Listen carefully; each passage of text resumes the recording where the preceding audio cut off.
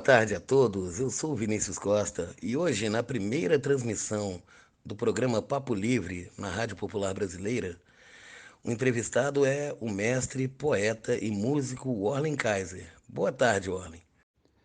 Boa tarde, Vinícius. É um prazer participar, falar com você. Quero agradecer pelo convite. Uma boa tarde, uma boa noite, um bom dia a todos os ouvintes da rádio. Orlen, uma canção sua que me chamou muita atenção foi a canção Síria.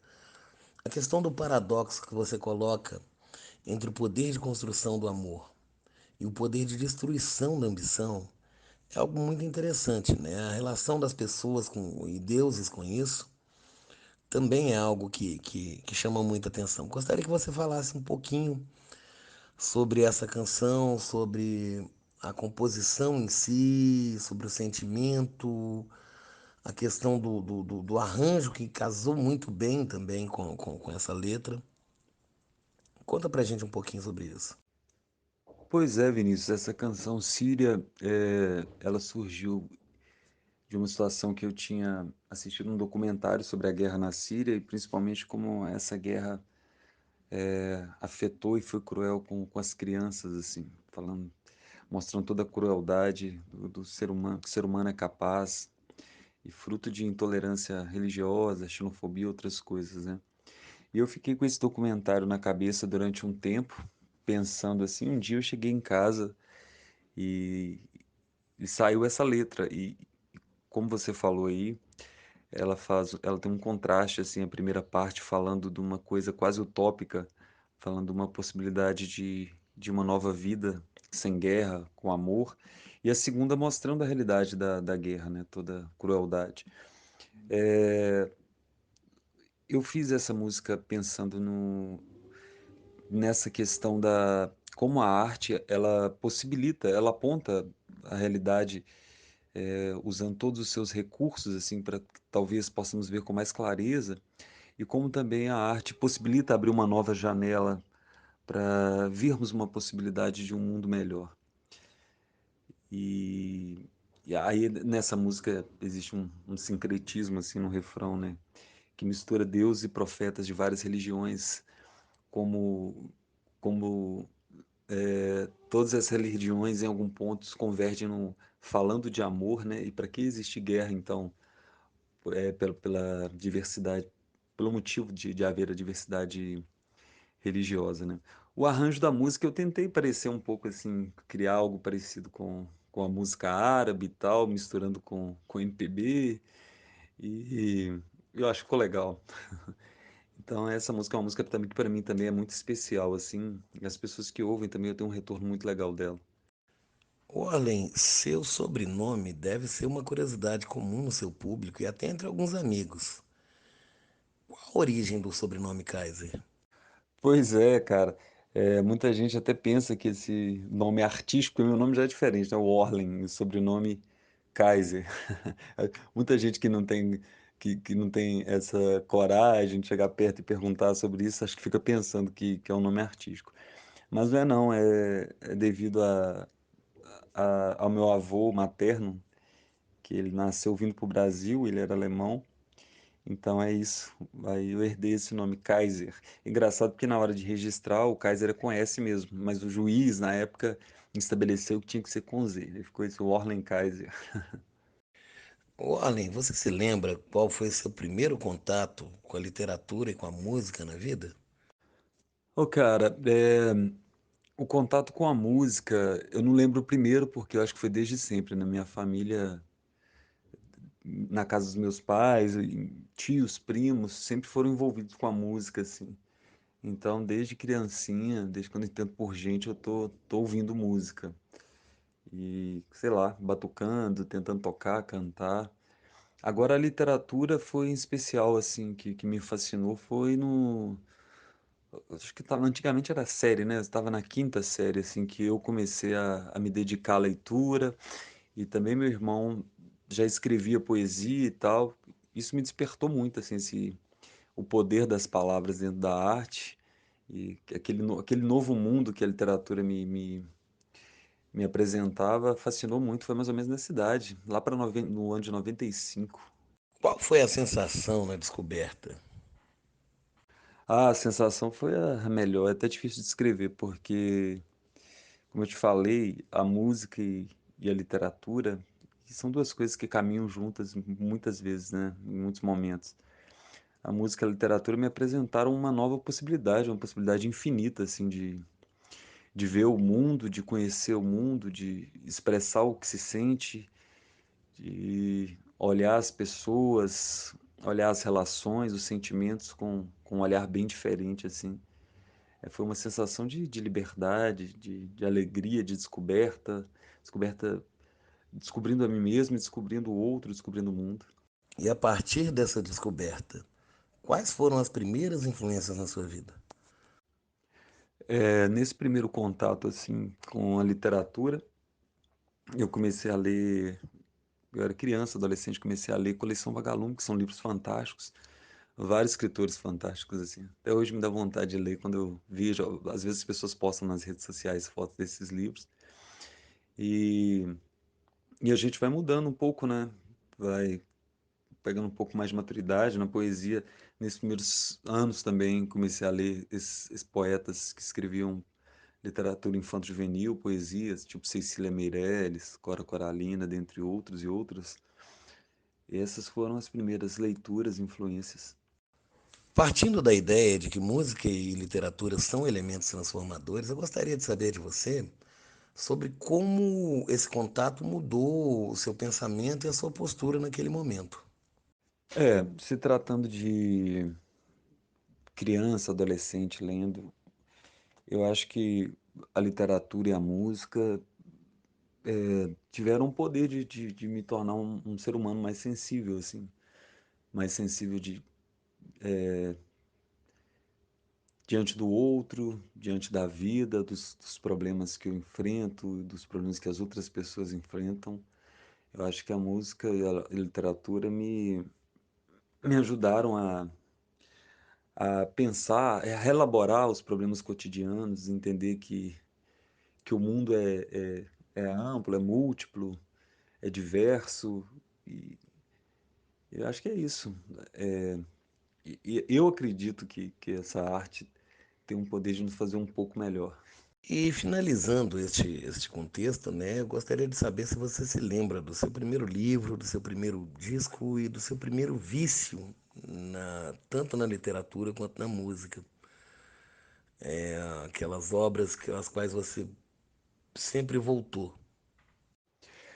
Sim, falando de uma fase mais posterior, assim, de descoberta também, um disco que eu sempre volto, assim, que me marca demais e me marcou, e quero sempre ouvir, é o disco Cores e Nomes do Caetano Veloso, que tem aquela música linda, Trem das Cores. Esse disco eu me identifico muito. E na literatura, tem várias coisas que eu sempre volto, como na música também, mas tem um escritor em especial, que é um escritor mineiro, que escreveu 33 contos, é considerado um dos maiores nomes da literatura fantástica no Brasil, que é o Murilo Rubião. Eu sempre volto à obra dele, é algo que tem muito a ser descoberto. Toda vez que volto, eu estou descobrindo algo novo. Ô, Arlen, como você se identificou com a educação e quando você decidiu ter uma formação na área? Cara, eu acho que a identificação com a educação foi justamente na minha vida escolar mesmo, assim, pensando nos conflitos da juventude, da adolescência, da infância, sei lá, eu sempre fui observador mesmo nessa fase, e, e depois de um pouco mais adulto, assim, eu acho que eu tinha algo a contribuir, porque dentro da educação eu poderia trabalhar com a arte, poderia trabalhar com servindo, ajudando, contribuindo em algum sentido assim. Acho que foi aí que eu me identifiquei e resolvi estudar para ser professor.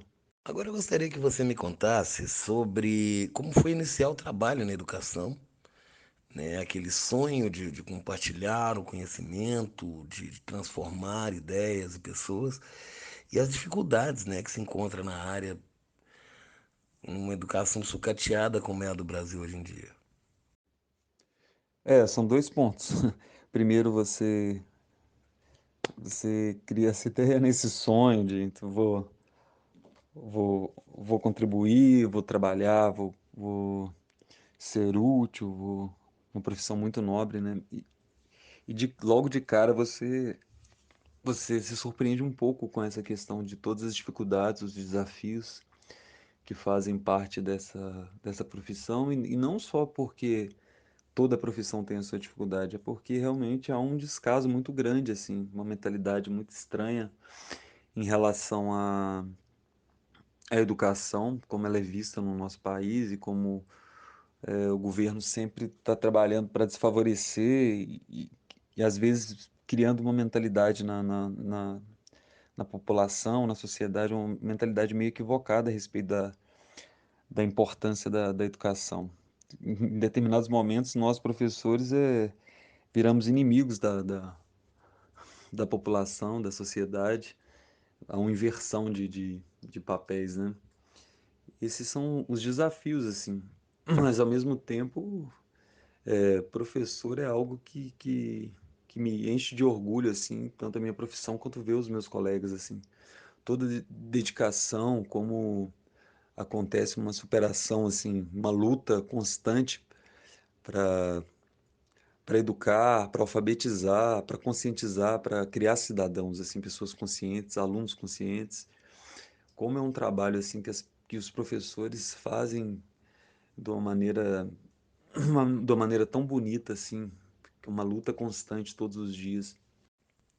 Qual a experiência que mais te marcou enquanto professor? Oh, cara, são várias experiências assim que vão marcando a gente assim, em vários contextos, mas se é para falar uma, eu lembro uma época que eu estava num momento bem difícil da minha vida assim, estava passando por um momento de depressão e a gente viajou e eu fiquei isolado assim nesse tempo e, e, e foi um casal de amigas nossa nesse lugar e eu até então eu nem era amigo delas assim, nem conhecia bem. E ela estava comentando assim, comentou comigo nesse dia que eu estava muito mal, que encontrou um ex-aluno meu, que na verdade eu nem me lembrava muito bem, que passa muito aluno todos os anos, né, pela sala de aula. E esse aluno tinha falado com ela assim que perguntado ela se ela me conhecia, porque eu já tinha adicionado ela na rede social. E ele falou assim que eu tinha sido o professor mais marcante na vida dele. Na verdade, claro que eu não me acho um super professor, o professor mais marcante, mas você pensar que com alguma sensibilidade, amor, trabalho, você consegue fazer a diferença na vida de um aluno, assim, e isso marcando a vida desse aluno, isso é uma experiência que para mim é muito válida, muito importante. Na sua opinião, qual o papel do professor na vida do aluno? Esse papel fica na escola ou vai além dela? É, o professor, ele tem, são vários papéis, assim, e eu acho que esses papéis são parecidos com todas as outras profissões, assim, em muitos sentidos. Nós estamos ali para passar um conteúdo que, acima de tudo, vai ser válido para a vida do aluno, para a profissão, para ele enquanto cidadão, para ele enquanto pai, enquanto filho, enquanto marido, enquanto mulher, enquanto sozinho, solteiro. Eu acho que o nosso papel, ele sai de sala, assim como qualquer outra profissão. Nós precisamos ser exemplos, assim, passar uma boa referência para as pessoas, assim como nós temos boas referências, né? E o papel dentro de sala é esse, de educar, de, de ser sensível, de perceber situações e contextos diferentes na vida de cada um dos alunos e tentar fazer o possível sempre, o possível para ajudar. Orlen, você já realizou ou participou de algum projeto na escola? Sim, cara, são vários projetos assim nessa caminhada por exemplo, sarau de poesia, oficina de literatura para os alunos desenvolverem essa coisa da escrita, esse contato com a arte e também festivais de música, já desenvolvemos corais assim de alunos para apresentações e um dos projetos recentes que eu trabalhei foi um projeto que chama Canta Joá, na cidade de Joatuba, onde que eu trabalho, que foi com os alunos, mas também com a comunidade em geral, o pai dos alunos e outras pessoas, que foi descobrir pessoas na cidade que gostavam de cantar assim, foi muito bonito, cara, porque é tanta gente que tem um talento assim, que tem essa vontade também. E foi bonito não só a apresentação em si, mas todo o projeto, assim, o envolvimento das pessoas com a música, a descoberta, gente que nem que às vezes nem imagina o talento, a capacidade que tem, é, se descobrindo, participando, um projeto muito bonito. E para encerrar este primeiro bloco com chave de ouro, o Orlen apresenta a canção Ela. Dum da ra ira dum da dum de de. Dum da ra ira dum da dum de de. Ela gosta de música do sertão. Andou lendo Patativa do Assaré. Disse que prefere a solidão desde que perdeu um amor no arrasta-pé. Me pediu pra compor um baião, ofereceu-me café, cuscuz. É avessa a toda religião, mas se benze sempre com o sinal da cruz. Ela veste as cores e flores de lá, traz um sol bem quente no olhar, um sotaque que é quase de querer. Quando dança eu só penso em viver.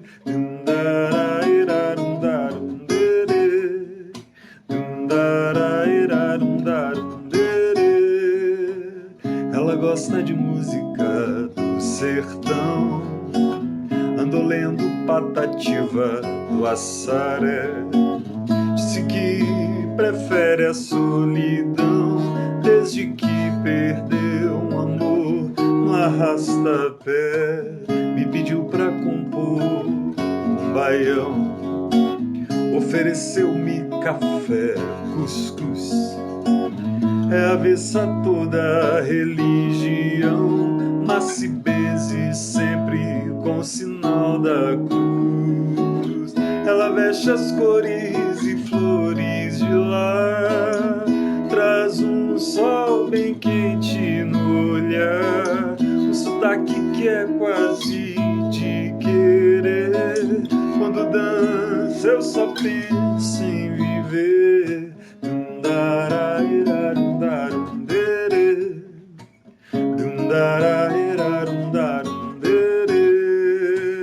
Ela veste as cores e flores de lá, traz um sol bem quente no olhar, um sotaque que é quase de querer. Quando dança eu só